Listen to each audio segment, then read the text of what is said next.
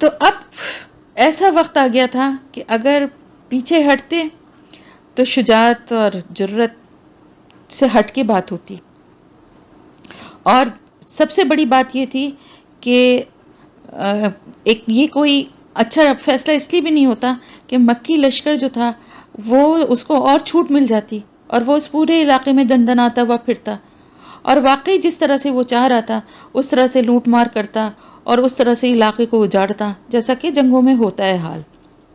اور اس سے کیا ہوتا کہ قریش کی فوجی ساکھ جو ہے اس کو بڑی طاقت ملتی، وہ اور زیادہ مضبوط ہو جاتے، اور زیادہ اپنی وہ لوگوں کے سامنے، دوسرے قبائل کے سامنے ایک ان کی اور مضبوط پوزیشن بن جاتی، اور ان کے حلیف قبائل کی تعداد اور بڑھ جاتی۔ اس کے برعکس مسلمان جو تھے وہ تو پہلے ہی کمزور تھے، آہستہ آہستہ تھوڑی سی طاقت پکڑ رہے تھے، لیکن اب اور زیادہ ان کی تو کوئی اب آواز ہی نہ رہتی۔ اور اس کے بعد اب اسلامی ریاست جو کہ قائم ہوئی تھی اور جو اسلام کی جو دعوت دی جا رہی تھی، اس کی اب کوئی اہمیت ہی نہیں رہتی، اور لوگوں کی نظروں میں نہ اس کی کوئی قدر و منزلت رہتی، اور نہ کوئی اس کی عزت رہتی، اور نہ کوئی اس کا احترام اور خوف رہتا۔ اور ہر بھی اس علاقے میں جتنے جو بھی قبائل تھے، چھوٹے بڑے سب، اور اپنے دل میں ظاہر اسلام کے خلاف ابھی تک تو اکثریت جو تھی وہ کینہ اور عداوت رکھتا تھا، تو وہ سب کے سب جو ہیں وہ بھی شر پر آمادہ ہو جاتے اور ہر طرح سے وہ بھی نقصان پہنچانے کی کوشش کرنے لگتے۔ تو پھر ان سب باتوں کے علاوہ سب سے بڑی بات یہ تھی کہ اس بات کی بھی کوئی ضمانت نہیں تھی کہ مکی لشکر صرف بدر تک ہی رہے گا اور وہیں لڑ جھگڑ کے چلا جائے گا، مدینے کی جانب پیش قدمی نہیں کرے گا۔ یہ بھی تو ممکن تھا، بہت چانسز تھے کہ وہ مدینے تک سرکوبی کرتا ہوا مسلمانوں کی پیچھا کرتا ہوا وہاں تک پہنچ جائے، اور پھر مسلمانوں کو ان کے گھروں کو بھی اور ان کے گھروں میں گھس کے مسلمانوں کو بھی تباہ کرے اور برباد کرے اور ہر طرح سے سب چیزوں کو پامال کرے۔ تو اگر مدنی لشکر کی جانب سے جنگ سے بچنے کی ذرا بھی کوشش کی جاتی تو یہ سب کچھ ہو سکتا تھا، اور اگر ایسا کچھ بھی نہ ہوتا تو بھی مسلمانوں کی جو شہرت تھی اور جو ایک مسلمانوں کا ایک دبدبا آہستہ آہستہ جو ایک عزت اور تعظیم والا ایک جو بن رہا تھا ماحول، اس کو بھی بہت نقصان پہنچتا۔ اب حالات کی جو تبدیلی تھی، اس کے پیش نظر آپ صلی اللہ علیہ وسلم نے ایک اعلیٰ فوجی مجلس شورا منعقد کی، جس میں یہ جو صورتحال درپیش تھی اس کا تذکرہ فرمایا، اور اپنے کمانڈروں سے اور عام فوجیوں سے تبادلہ خیال کیا، یعنی ڈسکشن، ایک جنرل ڈسکشن تھا، یہ پوری سچویشن ان کے سامنے رکھی گئی، اور اب کیا آگے خطرات ہو سکتے ہیں اور اس کے لیے کیا سدباب کرنا چاہیے اور کیا ہماری حکمت عملی ہونی چاہیے۔ فیصلے کرنے کے لیے تو آپ صلی اللہ علیہ وسلم کی ذات تھی موجود، اور آپ صلی اللہ علیہ وسلم خود بھی چاہتے تو آپ کی حکمت اور آپ کی سوجھ بوجھ پہ کسی کو شک نہیں تھا، لیکن یہ آپ صلی اللہ علیہ وسلم کا یہ ایک طریقہ کار تھا، اور یہی مسلمانوں کو تاکید بھی کی گئی ہے کہ جب بھی کوئی معاملہ ہو کسی بھی طرح کا تو آپس میں صلاح مشورہ کیا جاتا ہے۔ یہ تو بہت بڑا معاملہ تھا، تو آپ صلی اللہ علیہ وسلم نے تمام کمانڈرز اور عام فوجیوں کو جمع کر کے پھر ان کے اس سچویشن پہ ڈسکشن کیا کہ اب آگے کیا کیا جائے۔ اس موقع پر ایک گروہ جو ہے وہ اس خونریز جنگ کا سن کر کانپ اٹھا اور اس کا دل لرزنے اور دھڑکنے لگا۔ اسی گروہ کے بارے میں ہم نے قرآن میں پڑھا بھی ہے۔ اب آپ دیکھیں کتنا آپ کو مزہ اس لیے آ رہا ہے کہ آپ سورہ انفال، سورہ توبہ اور یہ ساری صورتیں پڑھی ہیں آپ نے، خاص طور سے سورہ بقرہ میں بھی کچھ ذکر تھا، غزوہ احد کا بھی ہم نے پڑھا، غزوہ بدر کا بھی۔ اب آپ جب سیرت کے میں یہ سارا کچھ پڑھ رہے ہیں نا، تو ایک طرح سے آپ کے قرآن کی وہ باتیں بھی آپ کے ذہن میں تازہ ہو رہی ہیں، اور جب آپ قرآن کی تفسیر کو پڑھیں گے تو یہ ساری باتیں بھی آپ کو وہاں مدد دیں گی۔ تو دیکھیں دونوں چیزوں کا آپس میں ایک دوسرے کو فائدہ ہو رہا ہے۔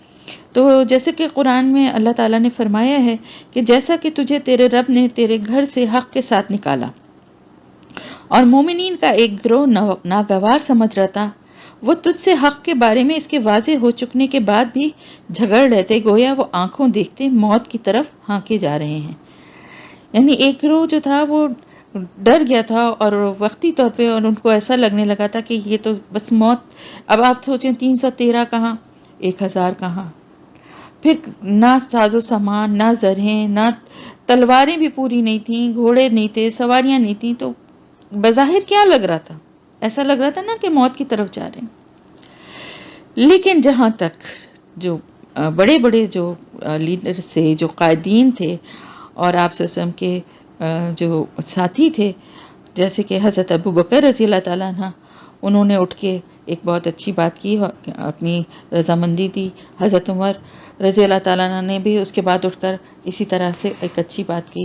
پھر حضرت مقداد بن عمر رضی اللہ تعالیٰ عنہ اٹھے اور انہوں نے کہا کہ اے اللہ کے رسول صلی اللہ علیہ وسلم، اللہ نے آپ کو جو راہ دکھائی ہے اس پر رواں دوا رہیے، ہم آپ کے ساتھ ہیں۔ خدا کی قسم ہم آپ سے وہ بات نہیں کہیں گے جو بنی اسرائیل نے موسیٰ علیہ السلام سے کہی تھی۔ کیا کہی تھی؟ پڑھی، یہ بھی پڑھا ہے نا ہم نے، کہ تم اور تمہارا رب جاؤ اور لڑو، ہم یہیں بیٹھے ہیں۔ جب ان سے کہا گیا تھا کہ وہ جا کے جنگ لڑیں، تو انہوں نے حضرت موسیٰ علیہ السلام کو کیا جواب دیا تھا کہ تم اور تمہارا رب جا کے لڑو، ہم یہیں بیٹھے ہیں۔ تو انہوں نے کہا ہم یہ بات نہیں کہیں گے، بلکہ ہم یہ کہیں گے کہ آپ صلی اللہ علیہ وسلم اور آپ صلی اللہ علیہ وسلم کے پروردگار چلیں اور لڑیں، اور ہم بھی آپ کے ساتھ لڑیں گے۔ اس ذات کی قسم جس نے آپ کو حق کے ساتھ مبعوث فرمایا ہے، اگر آپ ہم کو بر کے اقامات تک لے جائیں گے تو ہم راستے والوں سے لڑتے بھڑتے آپ کے ساتھ وہاں بھی چلیں گے۔ آپ صلی اللہ علیہ وسلم نے ان کے حق میں کلمہ خیر ارشاد فرمایا اور دعا دی۔ یہ تینوں ابھی جن صحابہ نے بات کی، یہ تینوں کمانڈر جو تھے، یہ تو مہاجرین میں سے تھے نا، جن کی تعداد لشکر میں کم تھی۔ اب آپ صلی اللہ علیہ وسلم کی خواہش یہ تھی کہ انصار کی رائے معلوم ہو، کیونکہ وہی لشکر میں اکثریت رکھتے تھے، اور اصل جو جنگ کا بوجھ تھا وہ انہی کے اوپر تھا نا، مطلب مینلی زیادہ جن کی تعداد ہے وہ تیار ہیں کہ نہیں ہے، اصل بات تو یہ تھی نا۔ تو آپ نے اس لیے ان تینوں حضرات کی بات سننے کے بعد پھر فرمایا کہ لوگوں مجھے مشورہ دو۔ اب آپ کا مقصد یہی تھا کہ انصار کی طرف سے کوئی جواب آپ کو ملے، اور یہ بات انصار کے جو لیڈر تھے، کمانڈر تھے، علم بردار تھے، حضرت سعد رضی اللہ تعالیٰ عنہ، حضرت سعد بن معاذ رضی اللہ تعالیٰ عنہ، انہوں نے یہ بات بھانپ لی۔ چنانچہ انہوں نے عرض کیا کہ بخدا ایسا معلوم ہوتا ہے کہ اے اللہ کے رسول صلی اللہ علیہ وسلم، آپ ہماری طرف مخاطب ہیں، آپ کی روح سخن ہماری طرف ہے، آپ ہماری بات، ہمارا جواب سننا چاہتے ہیں۔ آپ صلی اللہ علیہ وسلم نے فرمایا کہ ہاں۔ انہوں نے کہا، کیونکہ دیکھیں جو بیعت عقبہ ہوئی تھی نا، اس کی روح سے انہوں نے اس بیعت میں یہ اس بات کا اقرار کیا تھا کہ اگر مدینے میں کوئی حملہ کرے گا، آپ صلی اللہ علیہ وسلم کو نقصان پہنچانے کی کوشش کرے گا، تو ہم اس کا مقابلہ کریں گے آپ صلی اللہ علیہ وسلم کے ساتھ، لیکن مدینے سے باہر نکل کے جنگ کرنا ایسی کوئی بات نہیں تھی اس بیعت میں۔ اس لیے آپ صلی اللہ علیہ وسلم ان کا جواب جاننا چاہتے تھے۔ تو انہوں نے کہا کہ ہم تو آپ صلی اللہ علیہ وسلم پر ایمان لائے ہیں، اور آپ صلی اللہ علیہ وسلم کی تصدیق کی ہے ہم نے، اور یہ گواہی دی ہے کہ آپ صلی اللہ علیہ وسلم جو کچھ لے کر آئے ہیں وہ سب حق ہے، اور اس پر ہم نے آپ کو اپنی سمع اور اطاعت کا عہد اور میثاق دیا ہے۔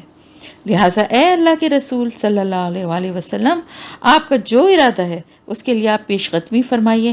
اس ذات کی قسم جس نے آپ کو حق کے ساتھ مبعوث فرمایا ہے، اگر آپ صلی اللہ علیہ وسلم ہمیں ساتھ لے کر اس سمندر میں کودنا چاہیں گے تو ہم اس میں بھی آپ کے ساتھ کود پڑیں گے، ہمارا ایک آدمی بھی پیچھے نہ رہے گا، ہمیں قطن کوئی ہچکچاہٹ نہ ہوگی کہ کل آپ ہمارے ساتھ دشمن سے ٹکرا جائیں۔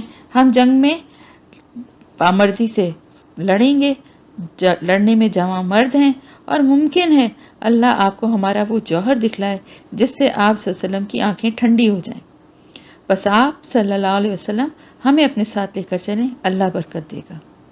ایک اور روایت میں ہے کہ حضرت سعد بن معاذ رضی اللہ تعالیٰ عنہ نے رسول اللہ صلی اللہ علیہ وسلم سے یہ بھی عرض کیا کہ غالباً آپ کو یہ اندیشہ ہے کہ انصار اپنا یہ فرض سمجھتے ہیں کہ وہ آپ کی مدد محض اپنے گھر میں، اپنے یعنی مدینہ یثرب میں یا مدینے میں کریں گے، اس لیے میں انصار کی طرف سے بول رہا ہوں اور ان کی طرف سے جواب دے رہا ہوں۔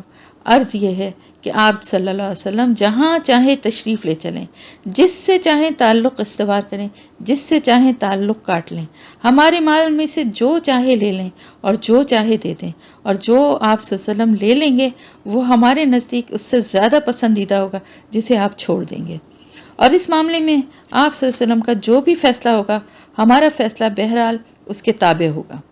خدا کی قسم اگر آپ پیش قدمی کرتے ہوئے برگ غمات تک جائیں تو ہم بھی آپ کے ساتھ ساتھ چلیں گے، اور اگر آپ ہمیں ساتھ لے کر سمندر میں کودنا چاہیں تو ہم اس میں بھی کود جائیں گے۔ حضرت سعد رضی اللہ تعالیٰ عنہ کی یہ بات سن کر آپ صلی اللہ علیہ وسلم کے چہرے پر خوشی کی لہر دوڑ گئی. آپ بہت ہی زیادہ خوش ہوئے اور آپ نے فرمایا کہ چلو اور خوشی خوشی چلو، اللہ نے مجھ سے 2 گروہوں میں سے ایک کا وعدہ فرمایا ہے، اور واللہ اس وقت گویا میں قوم کی قتل گاہیں دیکھ رہا ہوں. یعنی جو قوم آپ کی قوم تھی، یعنی جو آئے تھے قریش، ان کے بارے میں آپ نے فرمایا.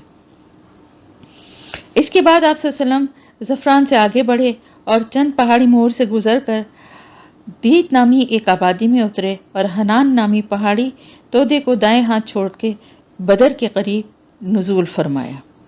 یہاں پہنچ کر آپ صلی اللہ علیہ وسلم نے اپنے رفیق قار حضرت ابو بکر رضی اللہ تعالیٰ عنہ کو ساتھ لیا اور فراہمی اطلاعات یعنی وہاں کے حالات کی مزید معلومات کے لیے آپ نکل پڑے. ابھی آپ دور سے ہی دیکھ رہے تھے، مکی لشکر کے کیمپ کو اس کا جائزہ لے رہے تھے کہ ایک بوڑھا عرب مل گیا. آپ صلی اللہ علیہ وسلم نے اس سے قریش اور محمد اور اصحاب محمد کا حال دریافت کیا، یعنی دونوں طرف کے لشکروں کا حال پوچھا. اس کا مقصد یہ تھا کہ یہ پتہ نہ چل سکے کہ آپ صلی اللہ علیہ وسلم جو ہیں آپ کی شخصیت کیا ہے اور آپ کا تعلق کس گروہ سے. تو اس نے کہا کہ مجھے معلوم ہوا ہے کہ محمد اور ان کے ساتھی فلاں دن نکلے ہیں، اور اگر مجھے بتانے والے نے صحیح بتایا ہے تو آج وہ لوگ فلاں جگہ ہوں گے، اور ٹھیک اس جگہ کی نشاندہی کی جہاں اس وقت مدینے کا لشکر تھا. ساتھ ہی پھر اس نے کہا مجھے یہ بھی معلوم ہوا ہے کہ قریش فلاں دن نکلے ہیں، اور اگر مجھے خبر دینے والے نے صحیح خبر دی ہے تو آج وہ فلاں جگہ ہوں گے، اور ٹھیک اسی جگہ کا نام لیا جہاں اس وقت مکے کا لشکر تھا. اب یہ معلوم ہونے کے بعد اسی روز شام کو آپ نے دشمن کا حال پتہ چلانے کے لیے، یعنی مزید ان کے حالات کی خبر لینے کے لیے کہ کیا ان کی ایکٹیویٹیز ہیں، یہ کیا پلان کر رہے ہیں، کب حملہ کرنے کا ہے، آپ نے نئے سرے سے ایک جاسوسی دستہ روانہ فرمایا. اس کارروائی کے لیے آپ نے مہاجرین کے 3 قائد علی بن ابی طالب، زبیر بن عوام اور سعد بن ابی وقاص رضی اللہ تعالی عنہم، ان کو ایک صحابہ کی جماعت کے ہمراہ روانہ کیا. یہ لوگ سیدھے بدر کے چشمے پر پہنچے. وہاں 2 غلام مکی لشکر کے لیے پانی بھر رہے تھے. ان لوگوں نے انہیں گرفتار کر لیا اور آپ صلی اللہ علیہ وسلم کی خدمت میں حاضر کیا. اس وقت آپ صلی اللہ علیہ وسلم نماز پڑھ رہے تھے. صحابہ نے ان دونوں سے حالات دریافت کیے تو انہوں نے کہا ہم قریش کے سقے ہیں. سقے کہتے ہیں جیسے جو پانی بھرنے والے ہوتے ہیں نا، جیسے اب آج کل تو شاید لوگوں کو اتنا پتہ نہ ہو کہ پہلے زمانے کچھ عرصہ پہلے تک، یہ بہت پرانی بات بھی نہیں ہے، مشکیزیں آتے تھے، ماشکی آتے تھے جو مشک لے کر آتے تھے اور وہ پانی ڈال کے جایا کرتے تھے. تو ان کو بھی سقہ کہا جاتا ہے، یعنی جو پانی پلانے کا کام کرے اس کو کہتے ہیں. تو انہوں نے کہا کہ ہم تو ان کے سقے ہیں، انہوں نے ہمیں پانی بھرنے کے لیے بھیجا ہے. ان لوگوں کو یہ جواب پسند نہیں آیا. انہیں توقع تھی کہ یہ دونوں ابو سفیان کے آدمی ہوں گے، کیونکہ ان کے دلوں میں اب بھی یہ آرزو بچی کچی رہ گئی تھی کہیں کہ کوئی موقع مل جائے تو قافلے پر غلبہ حاصل کر سکیں. یعنی ابو سفیان کے آدمی یہ، یعنی وہ جو قافلہ جا رہا تھا، انہیں یہ امید ہوئی کہ یہ قافلہ جو ہے ابھی کہیں چھپا ہوا ہے یا زیادہ دور نہیں گیا ہے اور یہ اسی کے آدمی ہیں، اور اسی لیے یہ ان کو پر مار پیٹ کی انہوں نے کہ ان سے اور مزید جو ہے وہ اگلوا لیں، کیونکہ ظاہر بہت بڑا مال و اسباب تھا اس قافلے میں نا، تو اس لیے ابھی بھی ایک امید تھی ان کو. تو جب ان کی پٹائی کی گئی ان دونوں کی تو انہوں نے مجبور ہو کر کہہ دیا کہ ہاں ہم ابو سفیان کے آدمی ہیں. اس کے بعد مارنے والوں نے ہاتھ روک لیا. رسول اللہ صلی اللہ علیہ وسلم جب نماز سے فارغ ہوئے تو آپ نے ناراضگی سے فرمایا جب ان دونوں نے صحیح بات بتائی تو تم لوگوں نے ان کی پٹائی کی، اور جب جھوٹ کہا تو چھوڑ دیا. خدا کی قسم ان دونوں نے صحیح کہا تھا، یہ قریش کے آدمی ہیں. اس کے بعد آپ نے ان دونوں غلاموں سے فرمایا اچھا مجھے قریش کے متعلق بتاؤ. انہوں نے کہا یہ ٹیلا جو وادی کے آخری دہانے پہ دکھائی دے رہا ہے، قریش اسی کے پیچھے ہیں. آپ صلی اللہ علیہ وسلم نے دریافت فرمایا کتنے لوگ ہیں وہ؟ انہوں نے کہا بہت ہیں. آپ نے پوچھا تعداد کتنی ہے؟ انہوں نے کہا ہمیں نہیں معلوم. آپ صلی اللہ علیہ وسلم نے فرمایا روزانہ کتنے اونٹ ذبح کرتے ہیں؟ انہوں نے کہا ایک دن 9 اور ایک دن 10. آپ صلی اللہ علیہ وسلم نے فرمایا تب تو لوگوں کی تعداد 900 سے 1000 کے درمیان ہے. آپ صلی اللہ علیہ وسلم نے کتنی عقل مندی اور حکمت سے یہ اس کیلکولیشن سے اندازہ لگائیں۔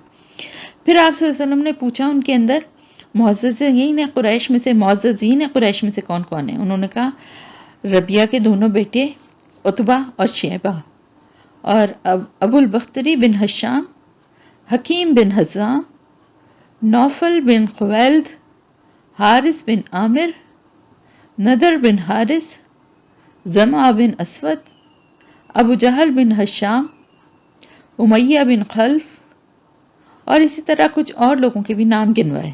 آپ صلی اللہ علیہ وسلم نے صحابہ اکرام کی طرف متوجہ ہو کر فرمایا کہ مکے نے اپنے جگر کے ٹکڑوں کو تمہارے پاس لا کر ڈال دیا ہے۔ اب اللہ تعالیٰ کی قدرت دیکھیے کہ اللہ تعالیٰ نے اسی رات ایک بارش نازل فرمائی جو مشرکین پر موسلادھار برسی اور ان کی پیش قدمی میں رکاوٹ بن گئی، لیکن مسلمانوں پر پھوار بن کر برسی اور انہیں پاک کر دیا۔ شیطان کی جو گندگی، بزدلی، یعنی جو دل ڈر گئے تھے اور جو گھبرا رہے تھے جنگ سے، وہ سب اس بارش نے دور کر دیا اور زمین کو ہموار کر دیا۔ اب ہوا یہ کہ مسلمانوں کا لشکر جو تھا وہ ذرا بلندی پر تھا اور قریش کا جو تھا وہ ذرا نشیب پہ تھا، تو مسلمانوں کی طرف جو ہلکی سی پھوار ہوئی اس نے مٹی کو اور سخت کر دیا، جس سے قدم جمانا اور ٹکنا اس کے اوپر آسان ہو گیا، اور موسم بھی ان کا خوشگوار اس طرف ہو گیا۔ جبکہ دوسری طرف نشیب کی وجہ سے پانی بارش ہوئی تو وہ پانی جو ہے اس نے مٹی کو کیچڑ بنا دیا اور گندگی اور وہاں پہ اور کھڑا ہونا مشکل ہو گیا۔ یہ اللہ تعالیٰ کی طرف سے مدد کا ایک کے بعد ایک مدد آئی۔ اس کے بعد آپ صلی اللہ علیہ وسلم نے اپنے لشکر کو حرکت دی تاکہ مشرکین سے پہلے بدر کے چشمے پر پہنچ جائیں اور اس پر مشرکین کو مسلط نہ ہونے دیں۔ چنانچہ عشاء کے وقت آپ نے بدر کے قریب ترین چشمے پر نزول فرمایا۔ اس موقع پر حضرت حباب بن منظر نے ایک ماہر فوجی کی حیثیت سے دریافت کیا کہ یا رسول اللہ صلی اللہ علیہ وسلم، کیا آپ اس مقام پر اللہ کے حکم سے نازل ہوئے ہیں یا ہمارے لیے اس میں آگے پیچھے ہٹنے کی گنجائش ہے؟ یا آپ نے اسے محض ایک جنگی حکمت عملی کے طور پر اختیار فرمایا، یعنی اگر اللہ کے حکم سے نازل ہوئے تو پھر تو ہم اس جگہ سے آگے پیچھے نہیں ہٹ سکتے، لیکن اگر آپ نے اسے محض ایک جنگی حکمت عملی کے طور پر اختیار فرمایا تو پھر اس میں آگے پیچھے ہٹنے کی گنجائش ہے۔ آپ صلی اللہ علیہ وسلم نے فرمایا یہ محض جنگی حکمت عملی کے طور پر ہے۔ انہوں نے کہا یہ مناسب جگہ نہیں ہے، آپ آگے تشریف لے چلیں اور قریش کے سب سے قریب جو چشمہ ہو اس پر پڑاؤ ڈالیں، پھر ہم بقیہ چشمے پاٹ دیں گے یعنی ان کو اوپر سے مٹی ڈال کے ان کے اوپر جو ہے کوئی پتھر یا ایسی چیزیں ڈال کے ان کو بظاہر ایسا لگے گا کہ جیسے وہ زمین برابر کر دی گئی ہے، اور اپنے چشمے پر حوض بنا کر پانی بھر لیں گے۔ اس کے بعد قریش سے جب ہم جنگ کریں گے تو ہم تو پانی پیتے رہیں گے لیکن انہیں پانی نہیں ملے گا کیونکہ باقی سارے تو پاٹ دیے ہوں گے۔ آپ صلی اللہ علیہ وسلم نے فرمایا تم نے بہت ٹھیک مشورہ دیا ہے۔ اس کے بعد آپ صلی اللہ علیہ وسلم لشکر سمیت اٹھے اور کوئی آدھی رات گئے تک دشمن کے سب سے قریب ترین چشمے پر پہنچ کر پڑاؤ ڈال دیا۔ پھر صحابہ کرام نے حوض بنایا اور باقی جتنے بھی چشمے تھے ان سب کو بند کر دیا۔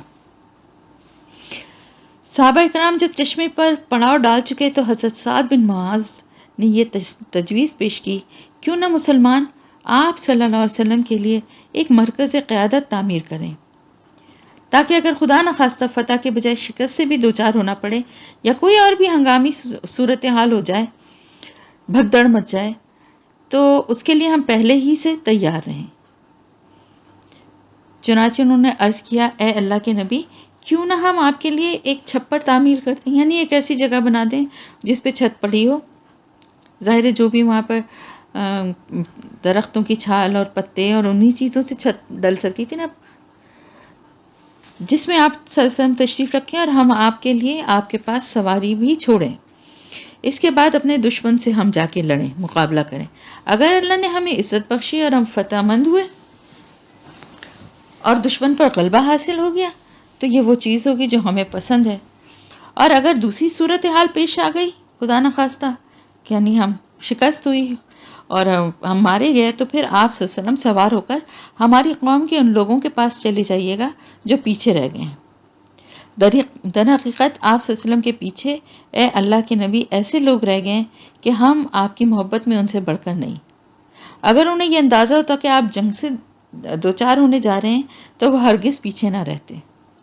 یعنی انہوں نے ان لوگوں کی طرف سے صفائی دی کہ جو لوگ مدینے میں رہ گئے ہیں ان کو اندازہ نہیں تھا کہ یہ اتنی بڑی جنگ ہونے والی ہے. وہ تو یہی سمجھ رہے تھے کہ اس قافلے سے مقابلے کے لیے جا رہے ہیں. اور اگر انہیں یہ اندازہ ہوتا تو وہ ہرگز وہ بھی پیچھے نہ رہتے. ان کا وہ بھی آپ سے بہت محبت کرتے ہیں. اللہ ان کے ذریعے آپ کی حفاظت فرمائے گا. یعنی جب آپ واپس جائیں گے اگر خدا نہ خواستہ شکست بھی ہوئی اور ہم مارے بھی گئے تو جب وہ بھی آپ سے ہم سے بڑھ کر ہی محبت کرتے ہیں. جب آپ جائیں گے تو وہ آپ کو حفاظت فرمائیں گے. اللہ ان کے ذریعے سے آپ کی حفاظت فرمائے گا. وہ آپ کے خیر خواہ ہوں گے اور پھر آپ کے ساتھ وہ جہاد کریں گے. اس پر آپ صلی اللہ علیہ وسلم نے ان کی تعریف فرمائی اور ان کے لیے دعائے خیر کی. اور مسلمانوں نے میدان جنگ کے شمال مشرق میں ایک اونچا ٹیلہ بنایا جس پر چھپر تھا جہاں سے پورا میدان جنگ دکھائی دیتا تھا. پھر آپ کے اس مرکز قیادت کی نگرانی کے لیے حضرت سعد بن معاذ رضی اللہ عنہ کی کمان میں انصاری نوجوانوں کا ایک دستہ منتخب کر دیا گیا.